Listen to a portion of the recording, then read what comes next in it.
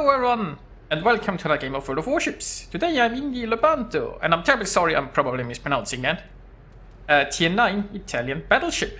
I'm on the map Loop in a 3-point nomination game. It's a tier 9 battle, which is lovely. There is a carrier, which is not so lovely. And I'm just firing at the Friesland. Now I had armor piercing loaded, I'm now switching to SIP. The thing is, right, with SAP isn't that devastating against destroyers as like in the Italian cruisers, because you only do like 10% of your damage against destroyers, so you know. But I think it should be slightly more effective than armor piercing. But in the end of the day, it's probably not that much difference. Now, when it comes to your choice of ammunition, I'm still trying to figure out when is the best situation for what. Obviously, like if you see a broad right now, for example, armor piercing might be nice. I could potentially get citadels or something if you're showing that much broadside with armor piercing. With SIP though, I get some juicy penetrations and quite a lot of damage, so there is that. Actually, with SAP you could citadel like Smolensk, but I don't think you can citadel Minotaur. You have 96 millimeters of penetration with SAP, and Minotaur has like 105 millimeters citadel armor. But the Smolensk only has 70 millimeters of citadel armor, and SAP can't overpenetrate. So, you know, against Smolensk, this SAP is probably going to feel godlike. Not that I have a Smolensk here to shoot at. Bullshit. Now, also what I should say is I've played 7 battles yesterday in the Lepanto, and I'd still consider this like first impressions, basically, you know.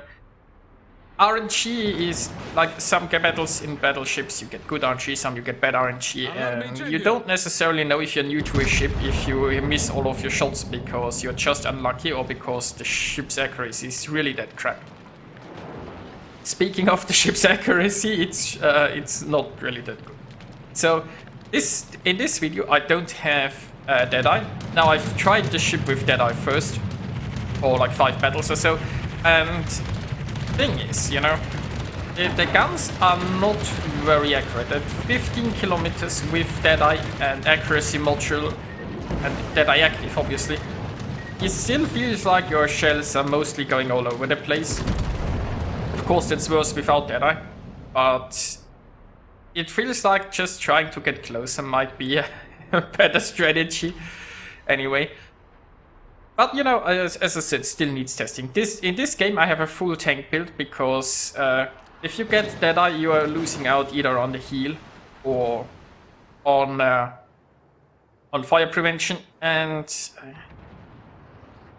if you're trying to be somewhat aggressive, both like Hertz, the maximum range is only 18.1 kilometers. Now you could use the spotting range plane basically, and then you'd have on occasion more range. I just don't like that. You can also mount a range module, but that would be utterly failure, I think, because you'd much rather have the better DPM. And it's not like, as I said, your guns aren't very accurate, Deadeye or not. Like, if you really don't, even if you can extend the range, you just don't want to sit at 20 or more than 20 kilometers in this thing anyway. So there is that. Now, as far as this battle goes, we have some interesting stuff happening in sea. Unfortunately, our 2 ships there are pretty alone and are probably getting overrun. We have some ships at B that do nothing. And, well, we have a sort-of-ish stalemate here at A, but since we control the cap, I'm fine with that. The enemy carrier really likes me, I suppose. So there is that. Now, I should talk a little bit about this smoke. You have a smoke that travels with you, and you know, when we look at this, your fire detectability in smoke is 15.8, so if you fire your guns. So yes, you can use this smoke, technically, and stealth fire. But, well, thanks, right? So even if you have no enemy in like 15.8 kilometers that you can see, there might be destroyers lurking around. Because, you know, destroyers tend to be a little bit closer, just invisible. So, let's say an enemy was like here and I'd smoke up and shoot it, but there could be a destroyer like 10 kilometers from me, and that would negate my smoke. Now, getting smoke fire to work in this ship is not going to be something that happens too often. Once again, you can try to increase your range and go further back, but you know, it's just, I mean, the further you're back, the less you need the smoke anyway. I'd say this smoke is mostly there to disengage, right? It feels like the Italian battleships is something that you want to be somewhat aggressive in, because, you know, your guns just suck at long ranges. And the smoke helps you to, like, you can do some semi-aggressive move and then run away with the smoke. But as I said, you know, it still needs more testing. Like, what you totally can do is, for example, if you're bitten off too much, let's say you're getting focused down, you stop shooting, you use your smoke. Now keep in mind, you need to wait 20 seconds after you stop shooting to get teammate back. Then you use the smoke, and then with the smoke you just turn around and run, basically, right? Usually, if you were to turn around, and that was a rather disappointing salvo, wasn't it? In this case, armor piercing would have been much better. So the thing is, what I was saying, right? Certain situations you might be like, let's say you have a lot of enemy ships focusing you down, you've bitten off too much, you just stop shooting, you use your smoke, you turn around and you run. Usually if you turn around in front of enemy ships, they citadel the crap out of you, and they might just farm you before you can escape. So the smoke lets you get away with a little bit more, and that's really, I feel like, how it's, like, you try to play this thing aggressively and just look at this questionable dispersion. Of course, like, the enemy Lepanto is too close for, like, even if I had Deadeye right now, it wouldn't activate. But it's like, it's a shame that this ship doesn't have better secondaries, it feels like, because, you know, I'd much love to have a secondary brawler with it. It could be interesting with smoke. Now, my chat in Twitch has tried to get me to spec this full secondaries, but the secondaries don't look like they're going to work, so, you know. And there is a citadel. That's nice. Now, speaking of secondaries, there is an enemy Friedrich pushing in. Now, what I would love is go around and, you know, engage this Friedrich. Especially he's showing a lot of broadside, I could get juicy pains out of him. But if I do that, I'm gonna get farmed, right? If I go around here, facing this Friedrich, I'll open myself up to that Massachusetts and to the Lepanto. They both will see my broadside, as well as the Malfi going in. So if I go around here to challenge this enemy, then I'll be in a crossfire, and, you know, that's not what we like. You know, the enemy Lepanto has tried already armor piercing. He probably was hoping I'd do exactly this move. But, you know, let's just not.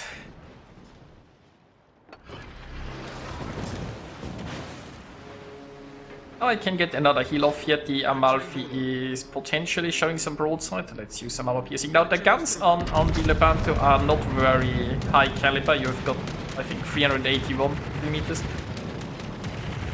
And as I said, the guns are not really all that great. You have quite a few of them, though. So you have 12. Volume makes a bit. The rear gun angles are pretty bad. Your torpedo protection is pretty good. Your turret traverse is pretty good. So there are a few positives. But yeah. So yeah, in this game I'm running a full tank build, which has the advantage, like, for example, once again, I'd be too close. Like, with this Friedrich here, with this Massachusetts, I wouldn't get any benefits of that right now. But as I said, if you play this ship too far in the back, it feels like the gun's just aren't really delivering. And it's really also not my style, I guess. So, and if you want to get close, you really just want the additional tankiness, and well, you lose that anyway if you get too close. So here I've decided to use this smoke, and we can see one use of it, right? I've gotten pretty low.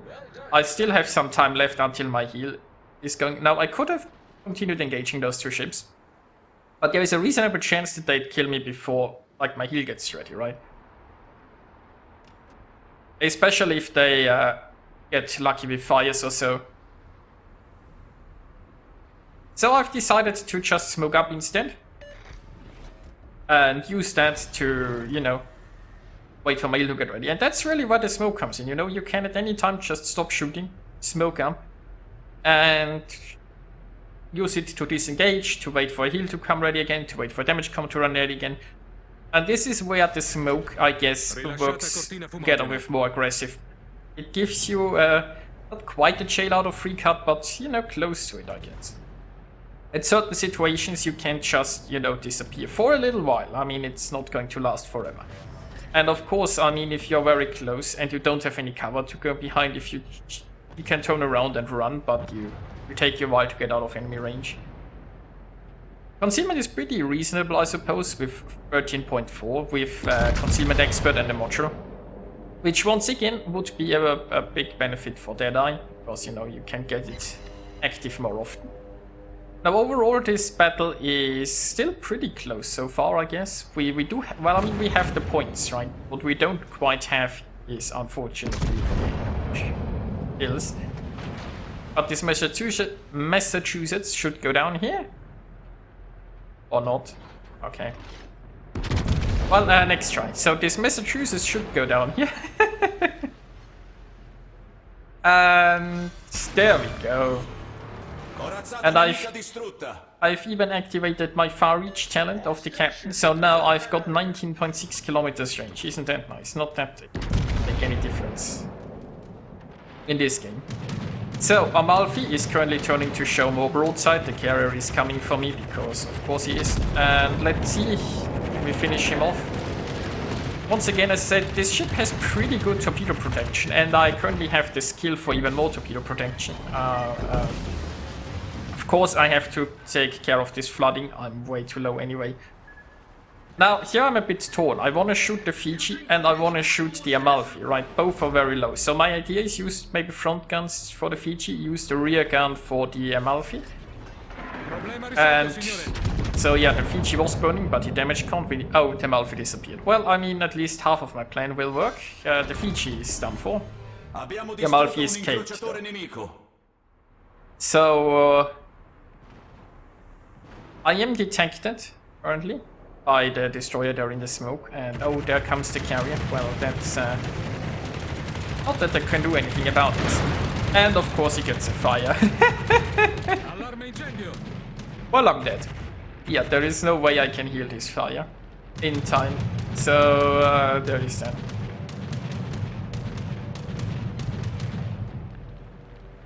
Now, I might be able to get off on Salvo. The Colorado is currently behind this island if he sails fast enough, maybe. Or if, for example, our carrier would spot the enemy destroyer. Oh, our carrier spotted the enemy destroyer. So I got off one more salvo and great success. And, you know, so this is a win. Basically, the Amalfi is basically already dead. We have... Well, we don't have B right now, but we have the points and somebody can just sail in and grab it. Let's just jump to the results. So, this was an okay battle, and I'll include the skill build I used in this game at the end. I'm currently not entirely sure if that's the way to go. As I said, I've tried something a bit more tanky to get away with more aggression. Deadeye is probably a good choice still, but, you know, I don't know. It's just like, if you try anything at range, those guns are a severe disappointment. So I want to get closer. And yes, you can get reasonably close and still get off some benefits of Deadeye. But it feels like that the more tanky build also has its merits. Anyway, I hope you guys enjoyed watching this, and I'll see you next time.